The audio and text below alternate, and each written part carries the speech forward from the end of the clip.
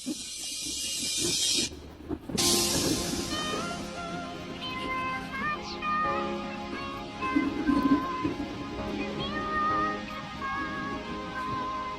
napansin kita kanina, ba't ka nanghihingi ng pera? Pumunta na nga.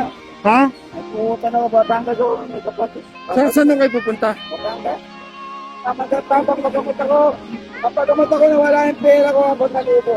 Naku, saan punta nyo ngayon yan? Lemery, may sakayan ba dito ng Batangas? Ate, wala ko pabilang kamot ka makalakad doon. Matata ako. Ah, ganun po ba? Magaling ako pa mga magtrabaho kasi mga mahal ako malinis na kawawa naman. Gusto sila mapuwi. Ako na tumupo sa mga anak ko lang. Pati nasawa ko pa. Ah, ganun? Oo. Araw-araw kayo nandito? Hindi wala ako dito kuya. Wala lang ako pera. Ah, ganun ba? Tumama ko kasi kamasayan ako. Ay, magkano yung pamasahin nyo ron? Wala. Ha? Wala. 250? Makakauwi na kayo sa Batangas? Wala ako kuya.